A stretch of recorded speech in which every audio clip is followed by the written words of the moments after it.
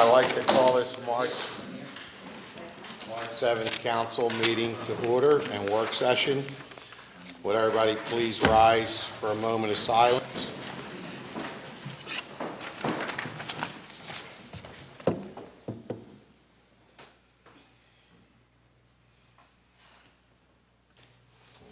Please salute the flag. I pledge allegiance to the flag of the United States of America and to the republic for which it stands, one nation, under God, indivisible, with liberty and justice for all.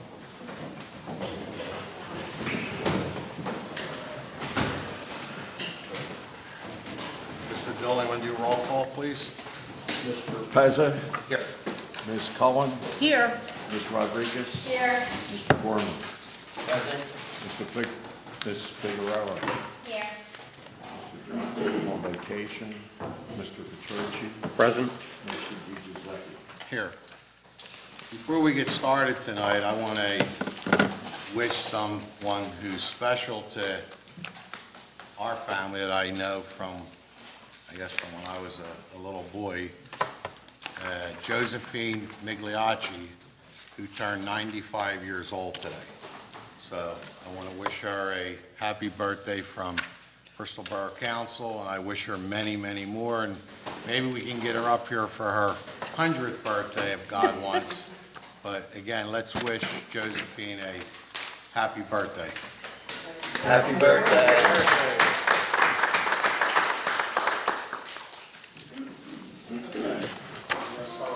Participation. So anybody on this side of the room would like to speak on anything, go to the podium.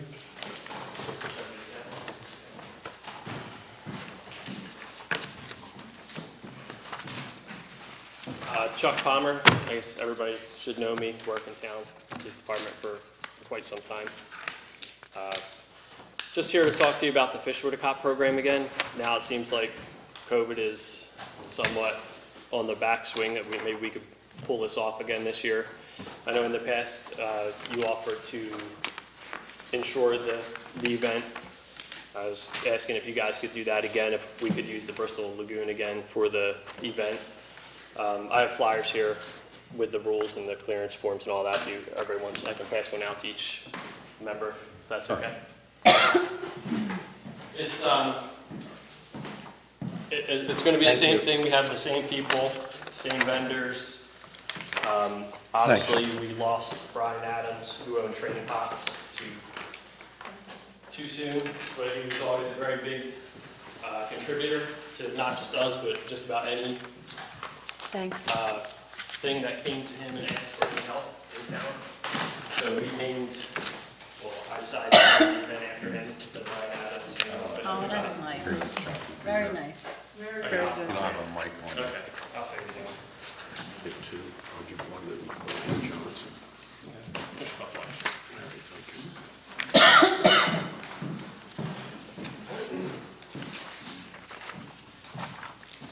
I'll recap that since I didn't have the microphone in front of me. We renamed the event to the Brian Adams Fish with a Cop due to the fact that the owner of Train Pops passed away, and he was always a huge donation guy, not only his services and his products, but he also donated a ton of time and went above and beyond. So from here on out, it'll be the Brian Adams Fish with a Cop. The event will be May 21st, 10:30 to 12:30. As always, all the equipment will be supplied. If they don't have equipment for the kids, they get to keep everything. There will be a ton of prizes because even after Brian passed, his family donated about $5,000 worth of equipment to us for a very minuscule amount of money. I mean, it was ridiculous. I almost felt guilty doing it. All we're asking is, again, like I said, if you guys would mind putting us on your insurance to cover any incidents that would happen. If you look through the paperwork, there's clearance forms, there's a release form, and there's even a release form made up for COVID. So all that should be taken care of. During the event, we'll have the same vendors again. King George caters it for free. DJ Chepo comes down, does the music. Lauren Murphy comes down, does the face painting. She's affiliated with Penelope Fox Art Studio. So it was a good event the first year. Unfortunately, due to COVID, we weren't able to do it for the last 2 years. I would like to get it going again.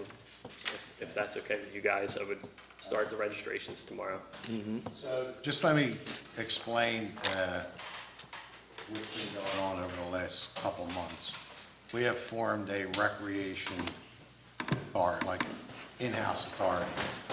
And Councilman Pezza has been leading the charge on a lot of this with Lorraine, myself, and Betty, and working with a whole new approach to recreation. So everything that gets done from starting in 2022 has to go through a recreation director. So we'll work this out. I don't want you just keep your program moving. Nothing's going to change. Okay. It'll be under the borough. Anything, we want to put everything under the borough. So I'm glad you said about forms, and that's all the stuff Craig's working on, make sure people have the right backgrounds, checks, and everything that's supposed to be done. And I know the police department, so we're not concerned with that. But I would like at some point to sit down with this committee, might be Lorraine, Greg, and Betty, can meet with you, with Mike Plabowski, who's going to be the athletic director for the borough. So whether it's baseball, no matter what goes on, soccer, kickball, anybody that's using a field associated with Bristol Borough has to go through the borough from here on in. There's nobody just running, on their own that can run a program. So Okay. that's what, we met with the school board. The school board feels the same way. So we're working, side by side with them. They have a committee that they formed of 4 members, and there's a 4-member council. But like I said, Councilman Pez is putting together rules and regulations for our solicitors to look at, and we're going to start meeting with different organizations, hopefully in the month of April. Okay, you can give me a call. Yeah. You have my number. Yeah. There's actually other stuff I want to talk to him about. I wanted to talk about starting some type of, and it's just an idea. I don't even know how we would go about it, but maybe some type of program where we could sit down with some of the kids that were kind of like me in high school, that were on the edge of getting in trouble. Maybe sit down and talk to them, tell them what I went through, how hard it was after I left high school early, like a dummy, how difficult it was to get my life straightened out, so. Like a mentoring program? Yeah, That'd be nice. yeah, just something, to give them another perspective of what it's like after you make that mistake, And I think, just to bounce off of what Councilman DiGiuseppe said, and I was going to talk about it during my segment, but I figured since Chuck is talking about this now, you're particularly not going to have an issue, because one of the things that we really want to do in normalizing what we're doing with kids, because we have so many different programs going on, is we don't know necessarily who is working with the kids themselves as well. As a teacher, I have to go through background checks. As a police officer, you guys obviously have to go through background checks. Volunteering for St. Mark's, you got to spend about 5 hours online learning how. So, we're trying to open up a program that is well organized, but also, protecting the kids. And absolutely. so just so you know, I wouldn't be concerned at all about your program. Your program's going to go well, but we're just going to try to organize things. That's all. That's what we're talking about. We do usually have a few volunteers. The family here is a huge volunteer group here that always helps out, so. Yep. I would imagine we would have to send everybody Yeah, through just you. probably a just form that a they would have form. to double check on. Yeah. And as far as that Very mentor neat. program, tonight, we're going to reappoint a whole new recreation board. And I think these people are going to be very active in the community and trying to get stuff done, so. Okay. Well, me and Sergeant Moores were talking about stuff like this for a while, and it was right before COVID when we were discussing things like this, and, obviously everything kind of just took a back seat. So anything that you need with stuff like that, you can get hold of Sergeant Moores or myself, and I would love to be more active with That's great. with the kids and do more I in just want to town. say thank you. I was at this first Fish with a Cop, It was a lot of fun. and there was a great turnout. And I also, the woman that did the face painting, I hired her to come to my house for something, a She's a party. great She's lady. amazing. Everybody that you had there was wonderful. And we also have to thank the King George for all, they are great with us. Absolutely. So But thanks a lot for what you do. Appreciate that. Thank you. It's easy, so, especially when you have a great council. It's cooperative and backs you all the way, so. Okay, now that we've patted each other on the back, It'll be all over Facebook, everybody thanking each other, right? well, of course, I always thank people. Was there any other questions or anything like that? Okay. Just Anything work you just with, just like call I me. said, Mike will probably call you, or you'll get in touch with Greg and get it all worked out, and Okay. And it's okay to start taking registrations tomorrow? absolutely. Okay, so Now, I'll just let we have people. one question, the money all goes into the PBA, well, let's talk about it later, because that's another issue with this group.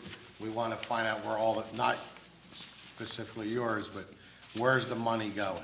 Well, we don't take any money. We want to start looking at everybody's Yeah. books. We don't take any money. It's, if you want to donate fishing equipment, you can do Right. that, but we don't take So cash. there's no registration fee. Oh, no, this costs nothing for anybody. Nobody has to pay a penny. Good start. It's all free, all the equipment's free. The union pays for everything.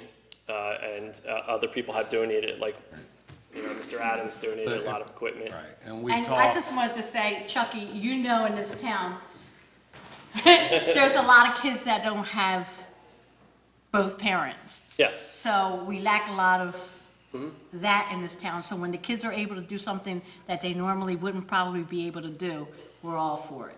Well, this was something I came up with, and I mean, I have to credit my daughter. She was, she's the one who lit the flame for this, trying to get me to lighten up a little bit, because I was getting a little too tense. And this was something that I thought about when I was a kid in Bristol, especially. There was nothing for me to do, and I was very bored, and that's when I would get into my trouble. So when I started fishing, it's something, once you have the equipment, you don't have to spend a penny. You can go down and dig up worms somewhere, you can go buy a pack of hot dogs, use it for bait. I mean, I once caught a catfish in the Delaware River with a piece of strawberry Hubba Bubba. So you can find a way to make bait, and you can fish anytime you want, and it's something that'll take up hours of your time. You can do it anytime, day or night, and, Well, you know, thank you. it's something good to keep. Thank on. you. Thank you. Thank you. Anybody on this side of the room would like to speak on anything, go to the podium. Mimi?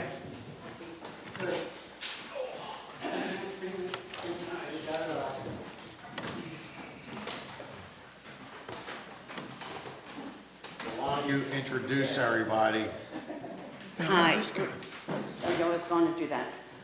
These are some of the new residents that, Why don't you want to introduce everyone and tell us who they are and okay, well, why don't I Sure, go ahead. put that one down that end? Go ahead, introduce yourself. I'm John Flagg. I'm a new resident of Bristol, 102 Mason Park at the end of Mill Street. And I'm Brian Waite, new resident since December at 108 Mill Street in the Mill Wharf condominiums. And this is his lovely wife. White Lee. Riley. And you Since- know Mimi, right? Yeah, unfortunately.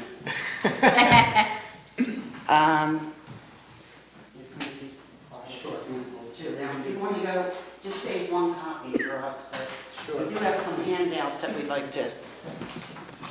So Show you what the too. situation is that the water, Closer to the Make microphone. sure you can be heard on the microphone. Yeah, you have to, You can move that, yes. the issue is that the water down at the Mill Wharf condominiums has been known to be substandard. This has been known since about 2021. And Mimi's father, Al, has been working on this for about a year or so with Aqua, trying to get this corrected. And it's come to the point now that we have more residents there and there's more of an issue. And Aqua has been out, and we have some documentation here that Aqua had committed to flush the lines every week, which they have not been doing. This is one of the filters that came out of Mimi's water filtration system. And this is what a new one looks like. This These was are, taken out in February. and these are supposed to last for 6 months. This was put in at the end of November. So you're supposed to only have to use 2 of them a year. So far, we're using 4 or 5 a year, and they're not cheap. So Aqua was out in February and took some water samples, and at the same time, Al took a sample. We submitted it as the homeowners to a company called Safe Home, and Aqua did their own testing. And we have the test results here that Take a show. picture of that. And Officer Morris, could you just take? obviously, pictures? based on the condition of this filter right here, the water is very high in iron, which is detected in the water, but Safe Home also detected lead in the water. Aqua's report is a 2-page report where Safe Home, you can Here, hand why them don't I out go now. ahead and Is put these a out? much longer and in-depth.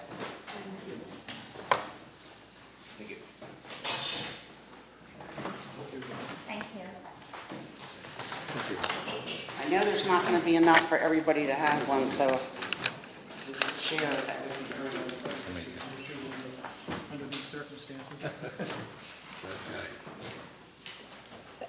I think I have it, right? Do I? Do you have that one? I do. It was connected. Oh, maybe this is a separate, Oh, yeah, no, we have that one. no. No? Same picture. You have the same picture probably. All right.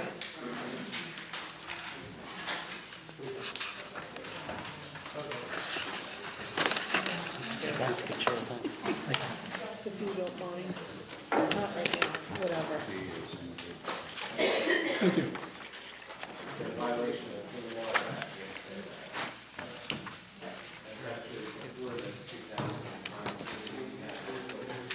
Don't mind sharing it.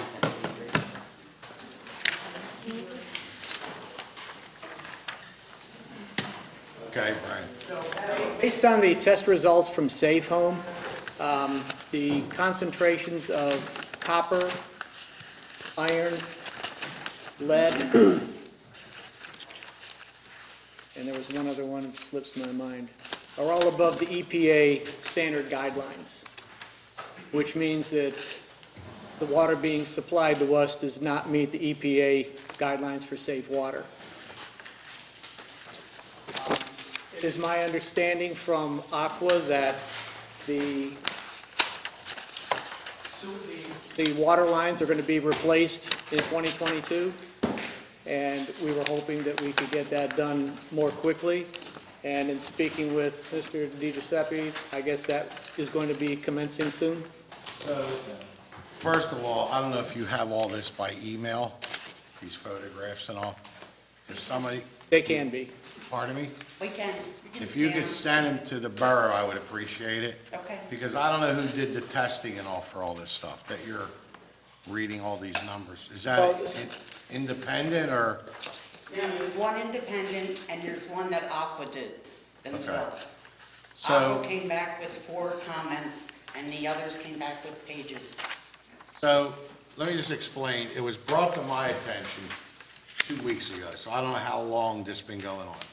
Al called me and said, we're having problems, we have brown water. And I said, what do you mean brown water? And he said, I don't know, we're getting brown water, and I said, well, we don't, he wanted to know if we own the water. I said, no. I says, Aqua owns the water, why don't you contact Aqua, and then let me know if you need me to facilitate any meetings. I contacted Michael and I contacted Betty, since they're your 2 councilmen, Michael Gorman Okay. and Betty Rodriguez represents your ward. They're fully aware of everything that's going on.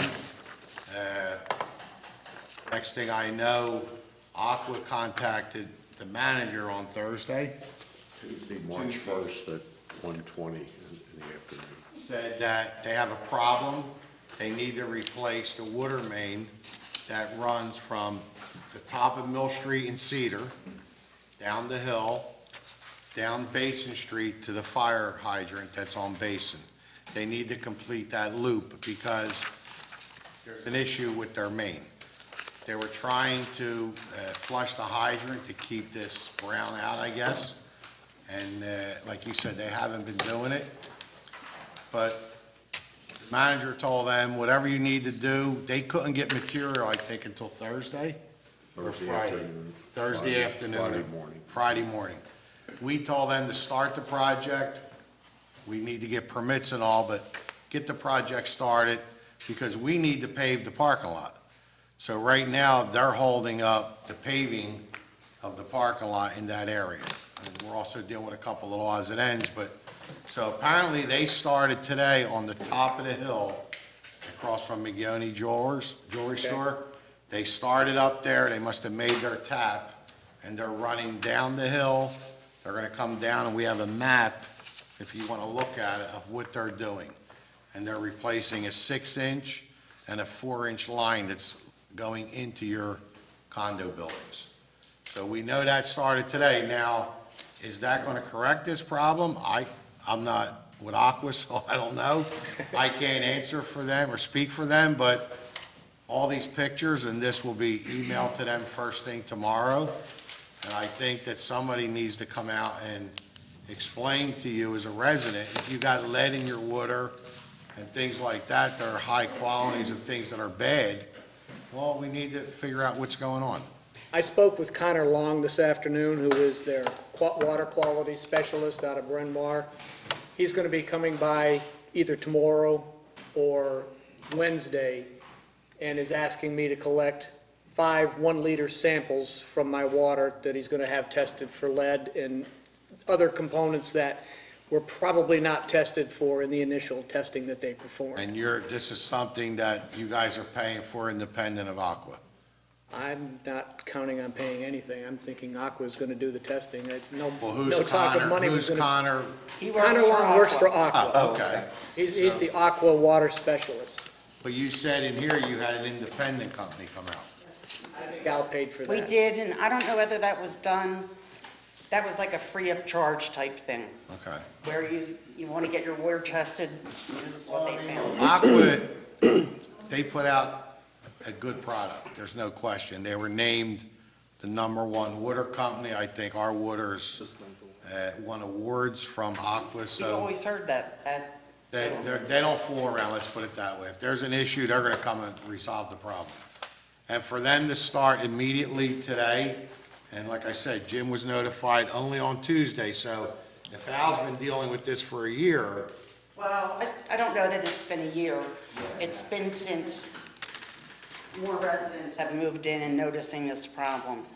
We do have a letter from the Home Association rep indicating that there was an agreement made. Now, nothing was ever disclosed to us that there was a problem with the water, and an agreement with who? Not with the borough, with the construction, with the developer and Aqua. okay. And we were told this was slated to be done in 2021.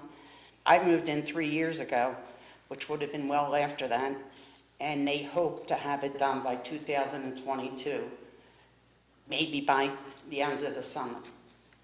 But now it's good to hear that they're going to start right away. The fact They that they're started, starting not now, that they're that's going. excellent. That's good news. Not that they're going to start, they started today. That's great. Right, that's good news. Yeah. That's good news. I mean, and I talked to the manager today after I spoke to Brian, and I talked to your dad earlier today, Right. and I assured him that they started the project, whether it's going to correct the issue, I can't answer that, I'm not, but I know they are replacing the main, and I don't think they'd be replacing a main if that was not going to correct the problem. Right. Okay. Based on the information that we had from Aqua, that was the problem. The issue was the water main was rusting.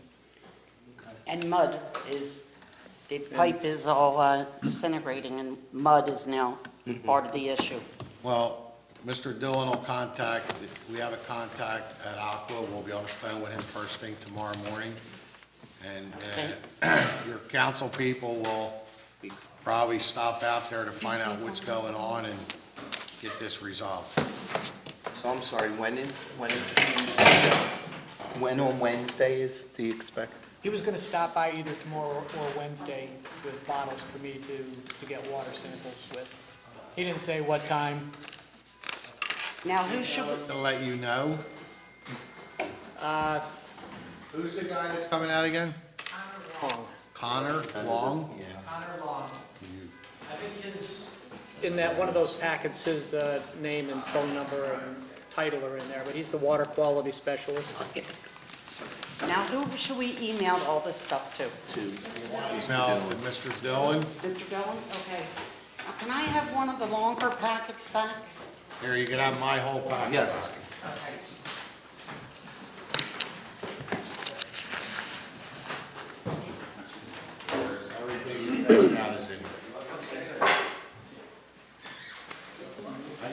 they will forward everything to Aqua. That's great. But like I said, they are on site. They said they're gonna be done very quick, so it's not gonna take long.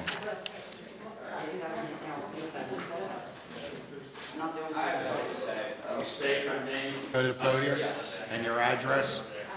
Sure. My name is Justin Adele. I live at All right. 411, I get some, I live thank you. at 411 Bluebell. My name is Justin Adele. I work as Al's secretary on this. This has been a problem since probably 2018, 19, when they moved back in. The first thing, their toilets were getting discolored. You notice in the toilet, the sinks and stuff like that. 2019, those filters that they have, those were installed by themselves. Like, they hired a private plumber to come in and install that. So, you have Pennsylvania Clean Water Act. I don't know if anybody here is familiar with that. Okay, well, Pennsylvania Clean Water Act guarantees by the EPA, you're supposed to be providing clean water. They're supposed to be, Aqua has to monitor this. I don't know if it's every week or whatever it is, but they have to monitor this. Like, Right. they're failing to monitor the water. If you look at one picture, that comes straight from the water main. It's like orange, like just orange water, turbid water it's called. That's totally illegal. Like, this isn't like a little thing that's going on here. Like that private test, that's an EPA certified laboratory. I have the certification number and stuff like that. Like this isn't like a little joke. They're supposed to send out certified mail to all these I don't residents. think anybody thinks Like, it's a joke. because of this Clean Water Act, I like, don't think it's a joke. What I don't understand is, I still don't. you're saying this been going on since 18 or 19. yes. I know we don't, Aqua, you're dealing with, somebody's dealing with Aqua. Yeah. Why weren't we made aware of it? Because they didn't want to notify it. People don't understand, Want to the notify us. homeowners don't understand stuff like this because they're not scientists. But I'm saying, as the council president and the members of council, the manager, our solicitor, the mayor, none of us knew that you guys had a problem. So if somebody would have brought it to our attention, we would have tried to do whatever we can for the residents of this town to try to help you guys out. I know, I'm just saying, but Aqua's failing to notify these people. You sound knowledgeable enough to know how to handle this. There was an actual complaint filed with Robert Woolston. He's part of the Pennsylvania Department of Health. All right. That's what, I actually contacted a specialist, I think his name is Brian Oram. He gave us a whole guideline of exactly what to do. And that, there was an individual test done at the same time. Connor, he works at the water quality control of Aqua. Like, he wasn't a little guy coming out. There was 2 tests done for this reason if there's a dispute, which he only said there's a secondary contaminant of iron. There's more than that in it. Like, that's what I'm saying. They kind of have to notify people. They can't just play games almost like, But even if they change this main, that doesn't mean the water's gonna get cleaned up.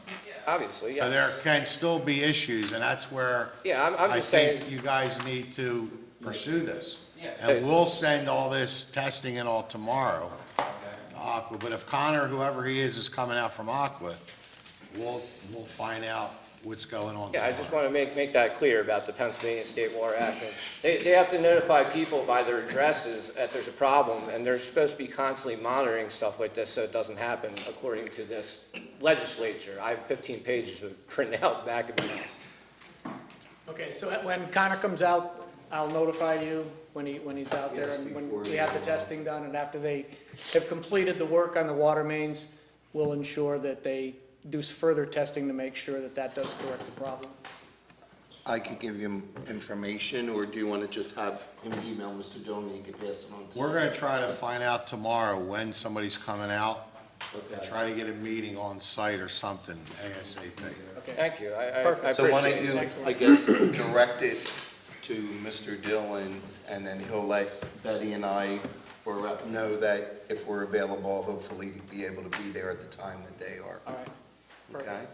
Yeah. Thank you very much. And I'll make sure, like, I'm working as Al's secretary while he's in the hospital, just so you know, he can't be here right now. I'll get you any information you need. Well, before you leave, why don't somebody write some numbers, or somebody email Jim tomorrow with a list of who all, So if we send an email out, that, Mimi, if it's coming from you, we could email you and then you'll email everybody else? Yes. Or do you want to give us everybody's email and they'll all get copied? You send an email tomorrow to Mr. Dillon? What I'll do is I'll email it to Mr. Dillon, I'll write down everybody else's email, carbon copy and. One thing I can tell you about Mr. Dillon, send him an email, you'll get an answer. Absolutely. Yeah, and then, yeah, and what's good about it is. You may not like everyone, he said, but you'll get an answer. It's documented. Thank you, I appreciate it, thank you. I had, Al contacted me about 6 weeks ago. I think you might have been with him then. And I had emailed him back 3 or 4 people from Aqua that worked with us when we had a problem before, and I told him, if you don't get anywhere with them, let us know and we'll try to get back. So even though it's not our, water is no longer our problem, but we still wanted it to be right, so we were trying to. I understand. We were trying to follow up. Miscommunication, like, yeah. But it was only 6 weeks ago when I became aware of this.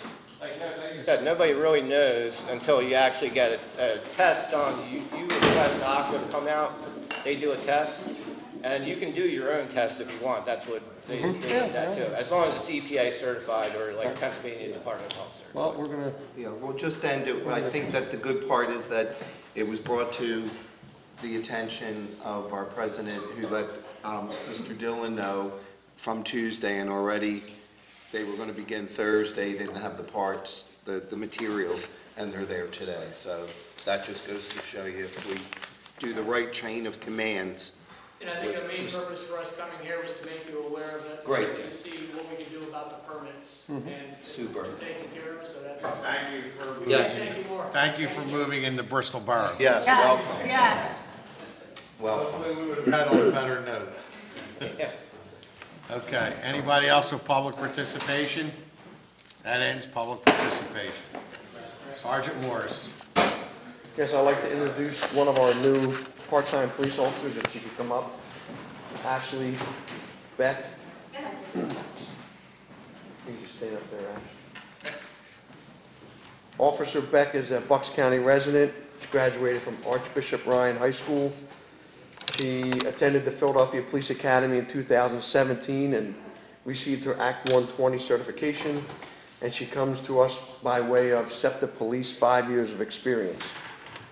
Officer Beck has passed all of her Act 57 requirements from the state. All her training and certifications are up to date. And Ashley has a lot of special training that she received in the past 5 years, but I'm only going to touch base on a few so you can understand how much of a great fit she is for Bristol Borough. She has training in community-oriented policing, basic SWAT certification. She has her crisis intervention training, which is CIT, special training in de-escalation, and my favorite, and you'll know why after I say it, she is actually a trained police drone pilot with her license and certification, something that we may be able to look forward to using down the road in town. So I believe with just a few of the things that I said, and I've worked alongside of her the past month, she's doing excellent. She's about ready to go out on her own.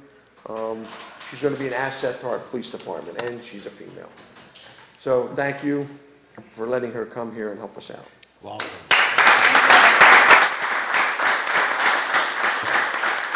You want to say something? You want to I was speak? gonna say thank you for Wait, the opportunity. you have to, sorry.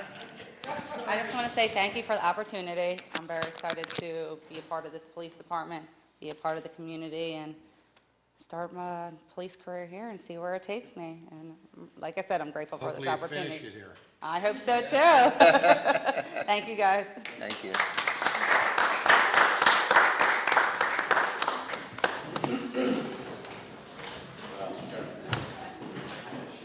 I don't have anything else tonight unless you guys have any questions. I put a couple extra things in your packet for you to deal with what we did last month, and a draft for some of the parking issues that we addressed. If anybody has any questions, I can answer them for you. I've been noticing police cars at the high school. What's going on? What we're doing every day, Ms. Cullen, is we're doing patrol checks. The officers are going up, taking a walk through the high school, spending time at the cafeteria. It's just a community policing directive that we're doing. We're not only doing it at the high school, we're doing it at the elementary school also. So every day, each school gets a visit from a police officer. The reason why I notice, when I picked my grandson up at Harriman, he'd say, "There's a police car, Mom," so. That's what they're why I doing there, noticed. yes. Okay, thank you. You're welcome. Anybody else have anything for Joe?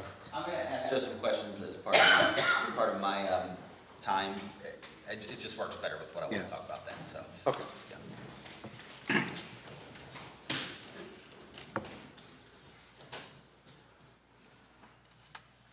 Greg, I'm sorry. No, it's okay. I just said I'm going to ask Joe as part of my time because it's kind of part of a bigger question. Anybody else have anything for Joe? Mayor? Yeah, just a couple of things. I want to thank Ashley for coming on board. Definitely will be a great addition to our police department. She brings a ton of experience. As Joe was talking about, we've been doing stop sign checks in town as a request from a lot of the council people and some of our residents, very concerned about people blowing through the stop signs. We've had this going on for about the last 2 months. Also, too, Route 13? We've been doing speed checks on Route 13.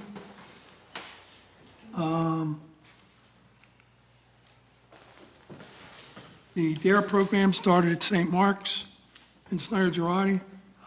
Sergeant Rivera will be visiting both schools weekly. As Sergeant Moores pointed out, the police on a routine basis have been stopping in at all of our schools in town. Officer Dean Johnson conducted range qualification training for the department. Sergeant Palmer and Officer Johnson each completed 30 hours of training attending the First Line Supervisors course at Bucks County Training Center in Doylestown. A lot of this training has never been offered before. Over the last couple of years, we've decided to start doing that. Detective Davis, Officer Soto, Officer DiPaolo completed their 2-day mandatory in-service training. The total calls for the month for the police department, calls for service, were 924. And apparently we've been working on this for a couple months. The credit and debit card processing equipment was delivered, and after completing training, we'll begin accepting payments for parking fines at the police station in March. I did not attend the February 22nd fire board meeting. They had a discussion on the committee on restructuring the fire department. We continue to make success in the process, putting that together. As I said last month, I hope to come in April with that committee to make a presentation to the full council on the forming of the Bristol Borough Volunteer Fire Association. The AOC, Bristol Borough District High School, Community College, and the Borough Fire Companies are putting together a program to offer a Firefighter 1 program in Bristol High School starting September 22nd. The program will be over 2 years, be offered to junior and senior students. Upon completion, the student will receive Fire 1 certification and college credits. Hopefully this will be a benefit for improving staffing for the borough fire companies, because that's the same training that's required to be a volunteer firefighter.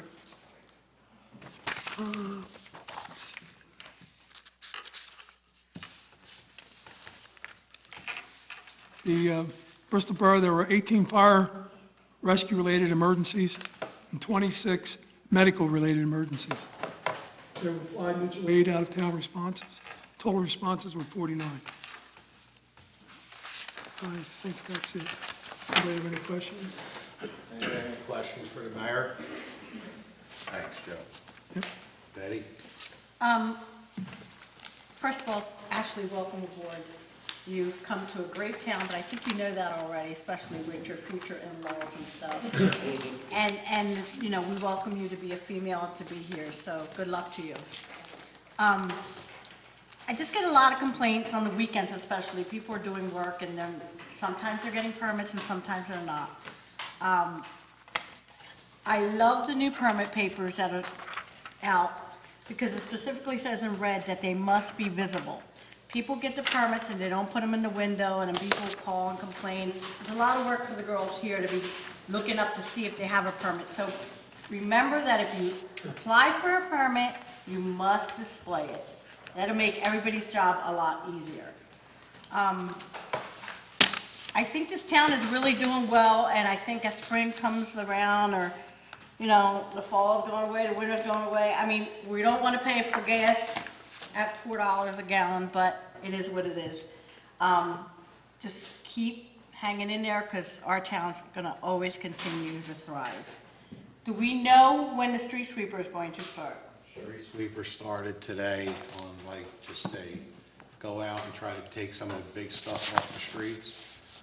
We'll start sometime in April, and we'll give 2 weeks of warnings for tickets. Okay. But the new street sweeper will not be in now until the end of May. Okay. It's been delayed, just like everything else is being delayed. Okay, and it also will help if you, as a homeowner or a renter, take the time to clean up the street a little bit, so when the street sweeper does come by, it looks like it's doing its job. It can't do its job if there's piles of stuff frozen to the ground or muddy to the ground. Like, everybody should take a part and pride in what their houses and everything look like. So please clean up before we start. And on that note, that's it. Thank you. Michael? Again, welcome, Ashley. I also just wanted to make 2 quick comments. 2 things that I had asked for was if perhaps there could be a more presence of police in the business district, and it's been done, and thank you very much. The other thing was that we had a discussion about, this is funny, about how on Mill Street, because of how they have, trucks and things have to access through the front of the buildings because there isn't access in the back, that it could be addressed. It was addressed tonight. I was the person who was double parked because I was unloading in front of Design Works because there was no parking, which is a good thing because of all the businesses, everything that's going on in town, and it was addressed, and thank you again for that. And then for Mr. Dillon, Betty and I had talked about, there were several issues on Pond Street and the west side of the West Ward. There were some issues with vehicles that were parked there, trailers with trash, empty trailers, containers, and it's all been taken care of. So again, if we know that, if you let us know, to everybody out, the residents, let us know. We then, like Ralph had said, I echo it, you give it to Mr. Dillon and it's addressed. And I also wanted to thank John for the code enforcement. He went out and said, this issue is us, this issue was police, and everybody came together and resolved it. So, thank you. Thanks, Michael. Louis? Yes, I just wanted to mention that the Lower Bucks Hospital has a We Stand With Ukraine, helping those in need. What it is a donation to this is a non-political kind of thing, but the woman heading it up, Katrina, is a nurse there, and she's from the Ukraine, and they're asking for things like protein bars and shakes on the go, towels, first aid kits, sleeping bags.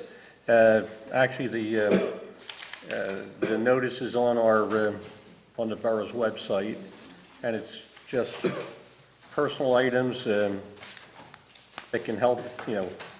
I never thought at this point we'd be seeing this kind of tragedy going on, but it is a tragedy, and They're collecting this up until March 31st at the hospital.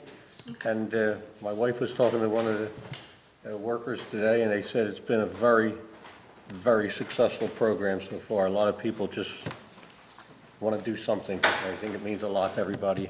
So if you can help, you can drop it off at the main entrance at the hospital between 8 a.m. and 7 p.m. Thank you. That's all I have. Maria? I just want to thank Mr. Dillon for every time I get a complaint. Mr. Dillon, he's right on it, so thank you. And the fact that my information is now on the website, on the borough website, I do check my email, so I want everyone to know. If you have a complaint or concern, to just send me an email, pictures, help as well, and I will get back to you as soon as I possibly can, but I do check my emails. Thank you, Maria. Greg? Just to springboard a bit off of what Mr. Catroci was saying, I would like to take a minute to give a shout out to a Bristol High School education. You know, when I was a senior in high school, I think there was about 18 others, 15, 16, 17, 18 of us, went to Ukraine for a month. Actually lived with a family in Kiev and in Odessa, you know, two places that we're seeing obviously on the news a lot. And I don't know how many students are out there that can say something similar to that. And it's a particular shout out to Mrs. Fine and Mr. Fine who put that together. But it's such a sad and tragic experience, and one that a number of people who went to Bristol High School are experiencing firsthand. In fact, I know I unfortunately am not still in touch with the person that I lived with. Couldn't find him, but Allison Gallagher, I know, Allison McHugh, sorry. Allison is still very much in touch with the person that she lived with in Odessa when we were there. And it's just a unique experience, and also, you know, obviously firsthand and personal. And, you know, those are the unique opportunities you do get in Bristol High School. You know, I know it's not what everyone likes to celebrate all the time about the diversity and the differences that we have in the way in which we approach our learning, but it was quite an opportunity for us to realize what's going on in the world. So, yes, thank you for that. A few other things I wanted to talk about. So we've been talking a lot, as Mr. DiGiuseppe had pointed out earlier, about recreation in Bristol Borough. We've got so many people doing so many good things, who are all, I think, really just trying to do what's best for kids. And, you know, with COVID over the last 2 years, frankly, we as a borough have been trying to just do the basics to stay afloat and make sure that we're taking care of our community. And before that, you know, we had been on a trajectory that was really going in a great place. And I think we've now reached a place where we can really kind of focus a lot of our time and attention to our rec program, which I think we need to do. And so we've been working closely with the school board, which is also great. They agree, by the way, that this is something we can kind of do together. We've been working closely with Mike Poplawski, who, if you follow, even like in the newspaper, he's an athletic director, and I think one of his schools won like a city championship, so, you know, Mike certainly knows what he's doing. And on top of providing more programs, part of why we want to make sure we're kind of dotting our I's and crossing our T's is in this day and age, we have to make sure that the kids are protected, and we have to make sure that the borough and the school district is protected as well. And if we're not doing the very basics that a lot of the other places require, just to even work with kids, then I think we're opening up ourselves to something that we don't want to be opened up to. So I think twofold, bringing it under that one organization, or two, if you want to consider the school board and the borough separate entities, I think it'll give us the opportunity to stay more organized. We won't have conflicts with fields. We'll know our kids are protected, and we'll also have kind of that one place to go, in this case POPs, to say, here are the programs we're offering, here's the one-stop shop to know what the borough is offering. And you know, I'm not the only one working on it. Certainly Lorraine and Betty and Brian and you know, members of the school board as well. So I don't have anything else to announce other than that. I just think it's going to be a good opportunity for us to get organized and get things moving. So I appreciate being able to work on that. I know I sound like I'm beating a dead horse here, but the train situation along Trenton Avenue, is still bad. And I will say that Mr. Dillon has been very proactive in routinely contacting Congressman Fitzpatrick's office. They were the ones who were able to help us a couple years back when it got better. They are aware of the situation. One thing they had to kind of, I think, decipher is that it's not Amtrak, it's Conrail. That complicates things a little bit differently as well. The police department filed a police report based on a complaint from a resident who rightfully is very frustrated with what they're experiencing. And if you're not familiar with it, during the day, I think, most of us can kind of tolerate it. We've grown up around train tracks and it just is what it is. But now it's not even at night. It's at 3 o'clock in the morning. It's at 5 o'clock in the morning. It's loud, it's smelly, and it's just not a pleasant thing to live by. So I think we need to continue to be relentless about at least trying to push them on that. And I appreciate the police filing that report, because I think that's important, that they know that, hey, look, it's not just some people in the neighborhood that are just complaining to complain. It's a real thing, and it's really concerning. And then the last one, and this is what I was saying I would ask Sergeant Moores about a little bit. When you live in a community like we do, small knit community, we've been a bit isolated, as everyone has in the last 2 years, with COVID. And we know that there is an issue with homeless people, particularly around Route 13 and the Green Lane area. And I guess part of us thinks, well, man, this is just our issue. And it's not, right? And the reason I say that is because if you read any publication, if you're really looking in what's going on around the country, homelessness is an epidemic. And so is obviously drug addiction. Sometimes the two go hand in hand. But we are experiencing that. And I think we are all very sympathetic to the plight of the people that are homeless. And I know our police do a great job with that. And I know last meeting, maybe 2 meetings ago, Officer Morse had mentioned how he gets a call from time to time from someone from the township about people living under the Turnpike Bridge. And now they are being provided meals. And I say this at the risk of sounding heartless, because I don't mean it this way at all. I think it's a very nice thing that people are trying to do for homeless people. And I think it's absolutely the worst possible place to do that. It is so dangerous as it is. And now what we are encouraging is for people to stay there and for people to roam around at night when it's dark. And we know Route 13 is so dangerous right now. It just is. And to continue to feed homeless people there without a plan, I think is a bad decision. On top of that, I think we're kind of flying blind here a little bit. We approved the social workers, right? Do you know, when does that take hold?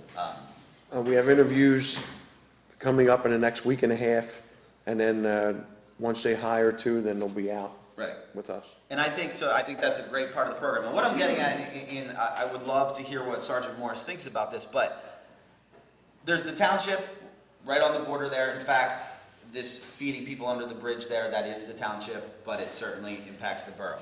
There's the county. We hear rumors. I honestly don't know what's true about what is county housing and what is not. And I think everyone's trying to do what's best for people to, stay safe and stay fed. And then there's the borough. And I think if the three of us continue to operate independently of one another with this issue that's going on around Route 13, then we're not solving a problem. So I would love to see if Mr. Dillon could possibly, I don't want to go as far to say like a task force, but maybe we can start talking to the county first to see how they can pull all of us together to not just one group's feeding them under the bridge, another group you hear is feeding them in a shelter down the street. People are providing meals down along the canal. Again, all with very good intentions, but I think it has the opposite impact of what we're looking for. So I'm going to ask if Mr. Dillon could reach out to our county commissioners to let them know that we would like to talk to them about a broader plan for not just Bristol Borough, but Bristol Township, and what is true and what is not about what the county's doing, because we don't know. I'm sure Mr. Dillon knows, I'm sure Sergeant Morse knows, but not all of us know. I don't know if you have anything to add about that. I just want to add something to that, Greg, because we've been addressing this the past few weeks, and I want everybody that's watching tonight that lives up in the Green Lane area, in the Harriman area, that why the problem has escalated is because there is a code blue shelter at one of the facilities on Green Lane. So when there is, I believe it's under 32 degrees, what happens is that shelter opens up with volunteers, which is a great thing, believe me. But what happens is municipalities from all over the lower end of the county drop off their homeless people there. They stay there for the night, and then at whatever time in the morning, I want to say 6, 7 o'clock, when the shelter closes, the code blue shelter for the night, the people that are homeless just walk out of there. And the problem that we're seeing, that we've been addressing the past few weeks, is that they're just walking into the neighborhood. One lady found somebody sleeping on her back porch on Green Lane about a week and a half ago. So I would say to the residents up there, if you see something, say something. We've put extra patrols up there throughout the night. I have the guys doing patrol checks up there in the morning when they're coming out, just to be present, have a presence there so that they're not walking into the neighborhood and sleeping on somebody's porch or down the walk path. I got a couple complaints from people that walk the walk path early in the morning in that area that were frightened because they came upon somebody like that. So the officers are in the area, but we can always use an extra set of eyes. If you're out there in the morning doing your morning walk, if you're a borough resident, please give us a call and we'll come right out. We're going to be in the area, but if we're not and you see something, just call and say something. I appreciate that, and I want to make it clear that I think you guys are doing a great job. I think it has nothing to do with what our local police are or are not doing. I think we need to be proactive as a community as opposed to reactive. You guys are only have so many resources, and dealing with homelessness is not one of them. And I just feel like everyone's just kind of flying by the seat of their pants, and that we need the county to kind of let us know, because if there's no, I don't claim we're going to solve homelessness overnight. I don't think that's going to happen. But I do think that we could at least have a plan, whether it be for Lower Bucks County, where Bristol isn't the only place that has to deal with this, that we're helping one another, and that we don't just become the place where people get dropped off, that we have an organized plan with the other people of Lower Bucks. So, Mr. Dillon, if we could reach out to, the county commissioners and see if we could just have, whether it be a formal, informal meeting on what the county is doing and how, us and the township can kind of be part of that, I would appreciate that. That's all I have.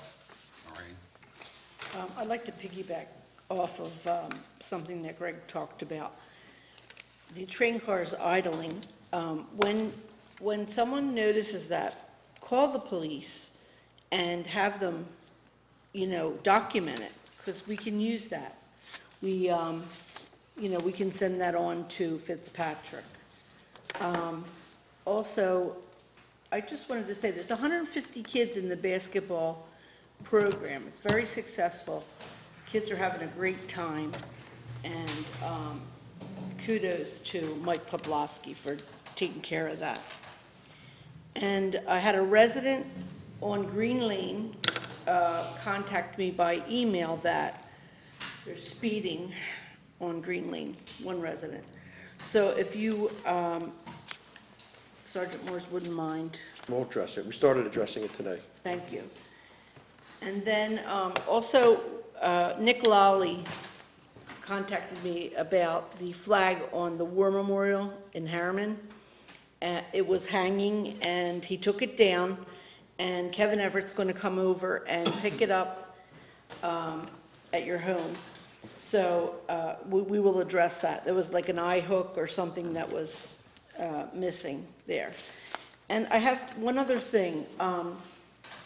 There's an ATM on Mill Street in front of First Federal, and it says no parking, like you can park for so many minutes or whatever. But I noticed that on the weekends and at night, like when somebody needs to use the ATM, people are parked there.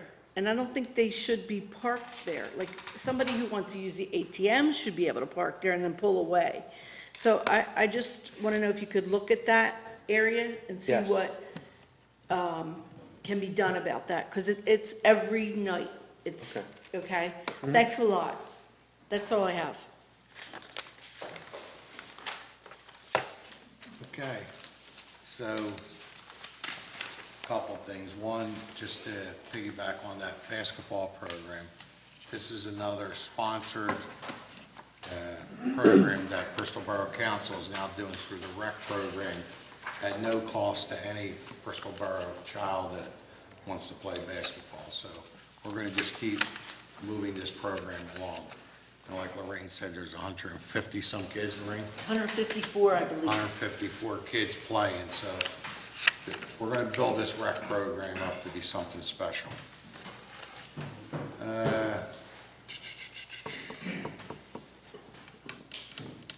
We're going to, I'm going to put a committee together on trying to revamp the entire inspection department. I think we're having a lot of issues with how we're going to move forward. We definitely need a quality, I don't want to use just the word quality, we need to get a knowledgeable person that understands building inspections. So we're looking for somebody that, Rosie does a great job. We're happy with her. She handles complaints every day. But we need somebody that understands the building industry, and we want to get this program kicked off because summer's coming and we're really falling behind on a lot of things that need to get done in town. So if anybody's out there that is interested in applying for a job for our inspection department, please send a resume or contact the borough manager, and you'll be called in for an interview. The other thing is talking about meters on Mill Street. I think we're going to form some kind of a parking committee. And I know Louis wants to, wanting to head something like that up, and I think maybe Michael and Betty, since you're in that ward, and Greg, you're a businessman on Mill Street, we should really look at the meter situation, how we want to approach it. Do we want to redo? A lot of people are saying we need new meters. Maybe we could put them in with credit cards, expand the times. We passed an ordinance that we could expand the time.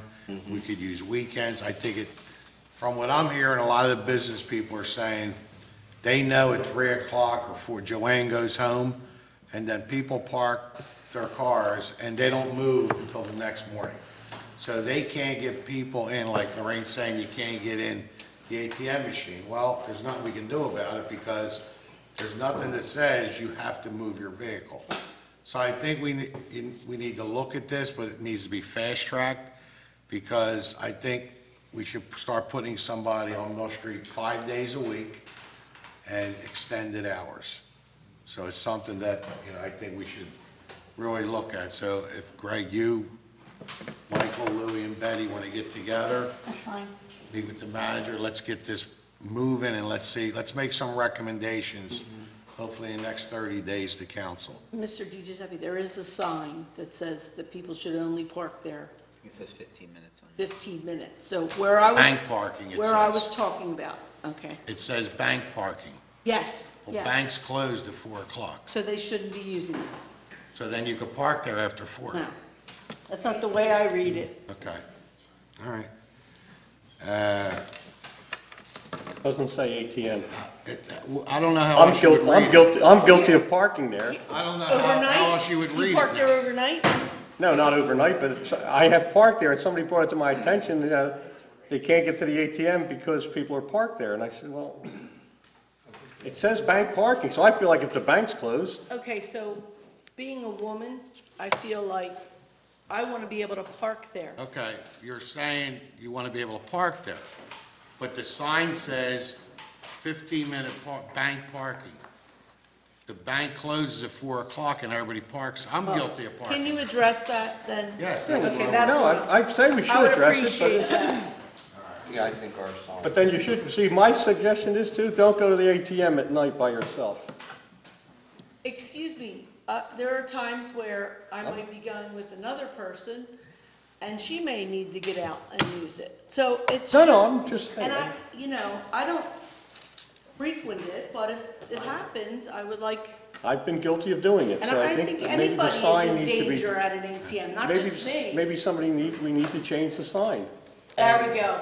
No, and I'm sorry, and we have to realize that we have an incredible parking lot that nobody uses. They use it for everything but parking, and the biggest complaint is, well, I have to walk up the hill.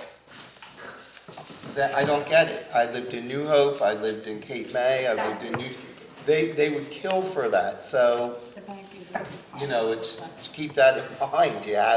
There's so much parking, you know, back there, that I just want to remind people that, to use that, because we're very lucky to have it. Right. I think my only complaint about parking issues is that one block on Pond, where on the one side, it says, I don't know, it says 2-hour parking, and people that work on Mill Street are parking there all day, and it's becoming a problem for the people that have businesses around there. Yeah, I think we should look at all that, and We definitely need to get Come together up with on a that. recommendation. Yes, ASAP. I'll give you a little update on the parking lot. Right now, Aqua's working on the water main.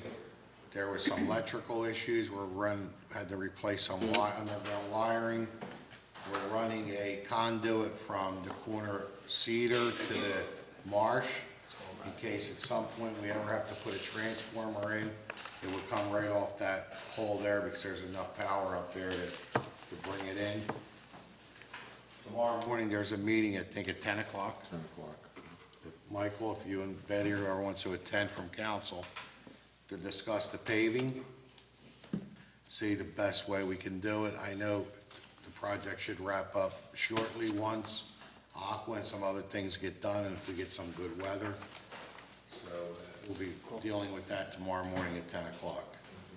The other thing is, our tax collector, Anna Laracy, wanted to say that if anyone did not receive their tax bill, No, I'm sorry, it was a bug. It was a bug, I was gonna say. You're talking about taxes. If anyone did not receive their tax bill, please contact the tax office downstairs, because everyone by now should have received your borough tax bill. I think that might be it. We received dates today. I was on the phone today with the Carnival Company for St. Anne and St. Mark Carnival. The dates this year will be August 15th to August 20th. Anybody at home want to plan your vacation around the church carnival? It's a great fundraiser for St. Mark's Church, and all the proceeds benefit the children at 10 St. Mark's School. So it's a good fundraiser. It's a great get-together for everybody in town. So it's August 15th to August 20th. And we also booked the doo-wop, which will also be the third Saturday in September. So we don't have all the groups playing yet. There'll be a doo-wop meeting coming up shortly, but that will be the third Saturday in September. And as far as I know, all the ethnic festivals are on for this summer. You know, we haven't heard anything different that they're being canceled. Mr. Dillon. Okay, there are just two items for board's information and discussion, if you like, but no action is really required. The first is deals with the possible upgrade of Route 13 and 2nd Avenue flashing signal. There was discussion about putting a full-blown traffic signal in there if, in fact, we can get a permit from PennDOT, which I don't think we will be able to, but that cost is going to be in the area of $250,000 to $300,000. The engineers have prepared a sketch where they feel they can enhance what's out there, but that's going to cost in the area of $55,000 to $65,000. So it's the recommendation of staff that we apply for grants, and hopefully we'll get a grant to upgrade that particular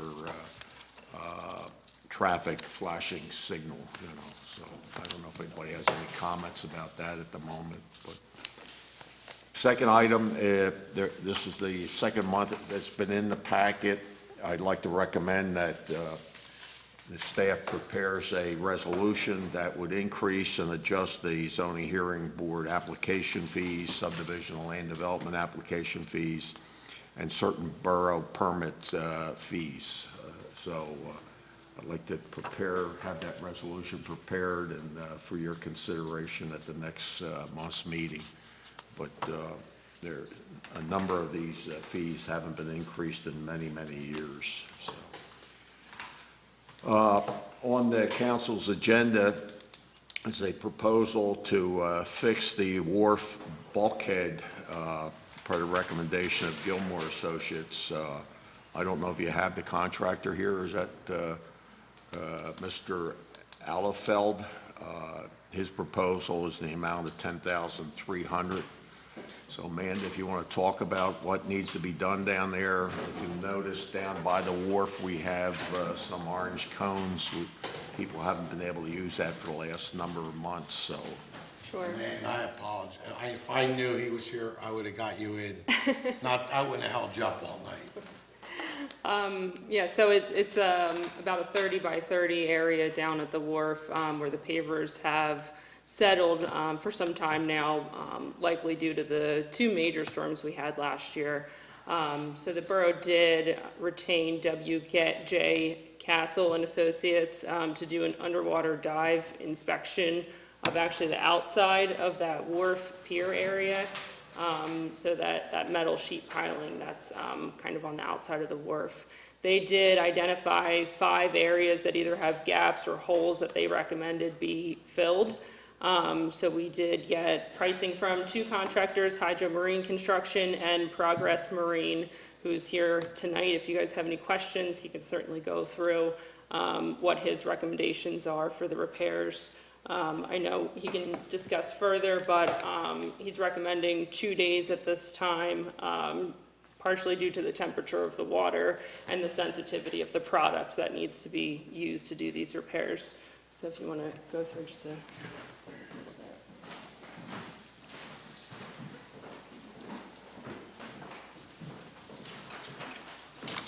My name is Rick Allfeld with Progress Marine. So basically what's happening with that, we didn't do the diving inspection. We are a diving contractor, but I was contacted by Gilmore, and I'm familiar with what's going on out there. It's kind of a common problem with piers like that. So basically what there is there's just holes between the sheets and the connecting rods, and as the tide goes up and down, it washes out the fill that's on the inside of the sheets, and that allows the pavers to actually settle. It becomes a sinkhole. So if it's just a small hole and it's backfilled with sand, which this is, over a period of time, the fill will wash out, and either the pavement or the concrete or whatever you have as a deck will start to sink in. The recommendation is, even by the contractor, the engineering company that did the inspection, and it's common, is that we use an epoxy. It's 100% solid epoxy, which pretty much you just identify the holes and then just clean the area, either a high pressure wash or just physically clean it with a grinder, and then apply this epoxy between whatever the bolt and the separation is between the bolt and the sheet. It would probably be a 1-day job based on the inspection report from Castle, but these epoxies have temperature constraints of 50 degrees. If this was a summer thing, it would be 1 day. We could go in, we could clean it, we could do the repair and be done. But you're continuing to lose fill, and you want, from what I understand, before the spring season, they want to be able to fix the deck. So we could temporarily put a product in there below grade, below the water level, that will stop the loss of fill. And anything above grade we can fix with this permanent epoxy. And then when the water warms up, we'll remove the temporary patches and apply the epoxy once the temperature is reached 50 degrees. So you're saying you're going to dive down and do these repairs? Yes. Underwater? Yes. But later on, you're going to dig up the pavers and go down that No, way? no, we're not doing anything with the pavers. Everything's always going to be done in the water? Everything that we do is on the outside of the sheets. In the water? Yes. So if you're grinding the steel and everything, that's underwater? Yes. Okay, so how bad is this washing out that we need to do it ASAP? Well, your problem is there. I mean, the pavers have sunk. They already sunk. They've already sunk. If it's a timing thing, I'm saying 2 days because from what I gather from Gilmore is that the township wants to move ahead with repairing that paving so that thing can be opened safely as soon as possible. The spring season is here. It's entirely up to you if you feel you can wait. So when do you think the water temperature, I mean, we're in March, but what month do you think the water temperature will be getting up warm enough? And I don't care if it takes 2 or 3 days, I'm saying to do it one time. You know, I mean, you're asking me the $64,000 question, you know what I mean? If the weather's gonna be 77 like today, I would say give it a few weeks and you'll be there, but that's not gonna happen. I would say probably, my experience, it's going to be April, late April, by the time the water temperature is 50 degrees. You think, Kurt? I mean, I'm just saying, I mean, I'm not trying to save money, all I'm saying is if we can do this, if he temporary patches it, we bring somebody in to do the pavers, and put the modified in, or screenings, whatever we're using, right? It's gotta be retamped, and then he's gonna go back in and, I kind of like the idea of the 2-day approach. I don't know what the cost delta is between 1 versus 2, but this is sort of a trial run also, so if we get the pavers put back in, we'll obviously slow it down with fixing the gaps, but if you come back and there is any subsidence, we do have the tide coming up and down twice a day, so we might see it between now and the second go-around. Maybe we can look to see if we got all the areas. You'll also get the benefit of the first day of that. We will re-inspect, because the important part is that you do stop. They use sand as a backfill, which is not ideal. right, Even the smallest leak in between the joints on the sheet piles, with the tide, that fill's gonna wash out. So again, you will get the benefit of a second set of eyes on the structure. that's fine. See if we do find an additional. The other problem area. is it floods down there a lot, so you could be, where them pavers are, you can have a foot of water above that deck, and then as that tide goes down, the pressure's really taking water out. I don't know if you realize how much that floods down there. I mean, you could have a foot of water at least, On top of the pavers. on top of the pavers. Well, I would say to that, then you need to address what you do on top of that structure as opposed to pavers and sand. That's really not, I mean, that could be there's any number of things that you could do up there, but, we're divers, that's not really my expertise. I can certainly take care of the sheets, I can take care of the leak, but we're not. Well, if you take care of the leak and everything, I think that should solve the problem, because the tide's been coming up forever. It absolutely should. Louis? Yes. I know all your work's on the outside, but I just want your opinion because you work on these decks all the time. When we dig up where the pavers are, would it be wise to dig deeper and bigger and put ballast down first and then sand? Yeah, I mean, there's other products that they could have put in there. Again, at that point, you're gonna have to dig a lot. You're turning a repair into a reconstruction. A flowable fill, we talked about flowable fills, there's other things that are not concrete, but harder, different than sand. And I'm not convinced that it was all done in sand. Usually the pavers are done on sand. It's probably some type of stones, riprap. There was larger riprap and then smaller stones on top of that, and then sand on top of that. But it doesn't take much. I don't know how much of a sinkhole you've got there, but if there's a foot and a half of sand and that sand washes out, that it looks probably worse than it is. Is the structure going to fail? Absolutely not.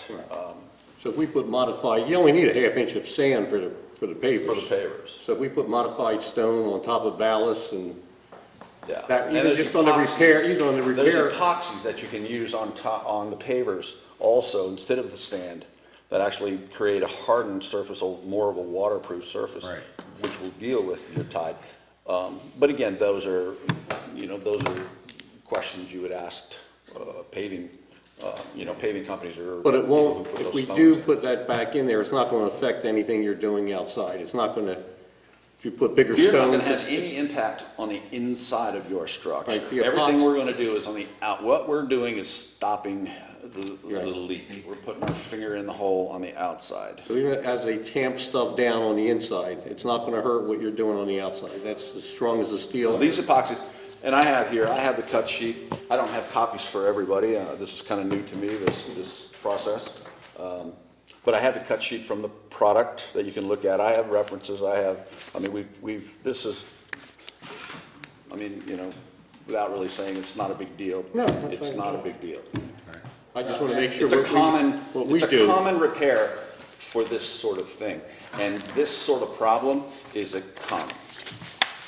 A lot of times, the good thing is your sheets are in good shape. This is not a deterioration, it's not section loss, it's actually, perhaps a little bit of settling, a little bit of movement, where the tiebacks actually went through a hole that they burned in the sheet. You're losing fill. It doesn't take a lot, especially if it was sand. Right. Before it's eventually trickles out to the point where it's affecting your pavers.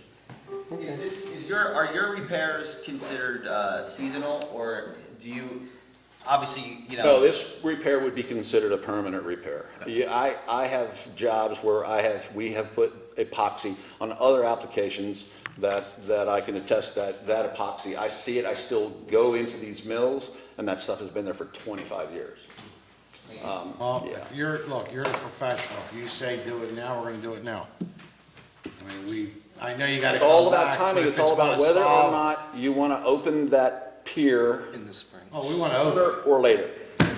This is not my call, it's your call. If you want to wait till it's warm, we'll do Let's it when get it's warm. together, figure it out, and we're gonna vote tonight to award this contract. And there's pending grant applications in too.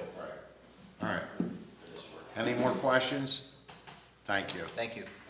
And next time, please don't let somebody wait all night. Can you solve brown water?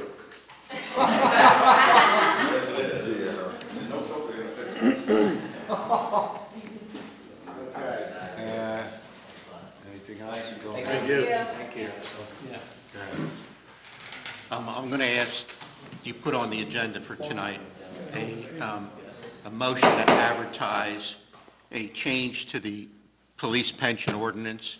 While the borough and the actuary were trying to calculate a policeman's pension, it came to our attention that there's a little conflict between the borough pension and the Pension Act.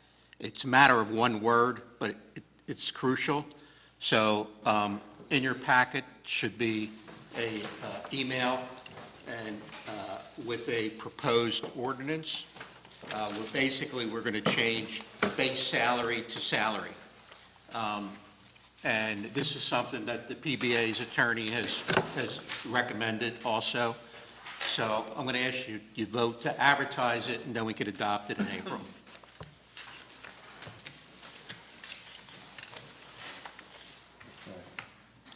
Anything else?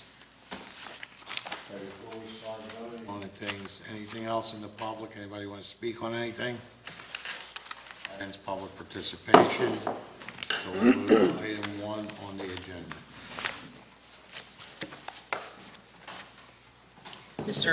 Go ahead.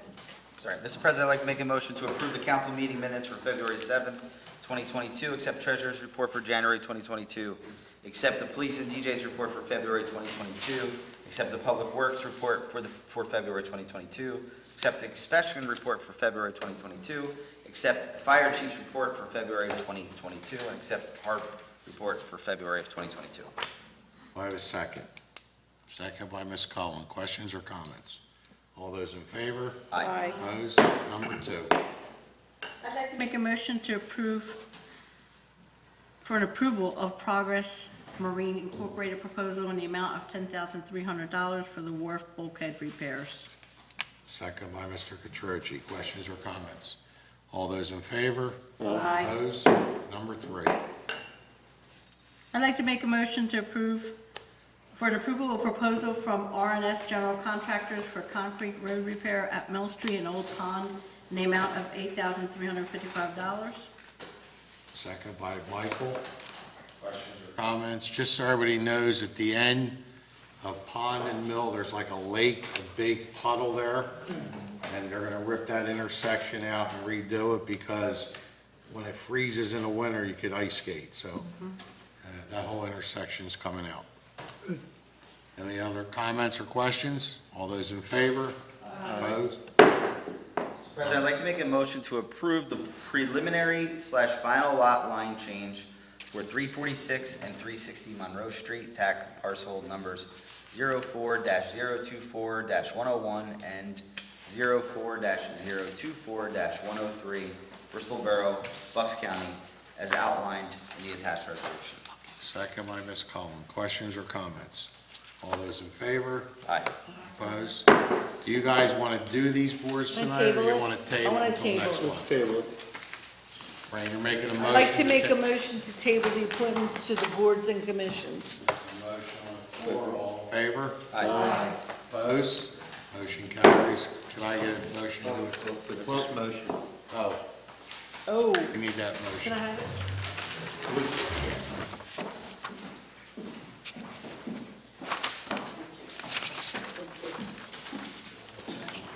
Yeah, I have trouble reading this. I'd like to make a motion to advertise Amendment. amendment to police pension ordinance. Second by Mr. Pezza. Questions or comments? All those in favor? Aye. Opposed? Can I get a motion to adjourn? So moved. Mr. Catroci, second by Mr. Pezza.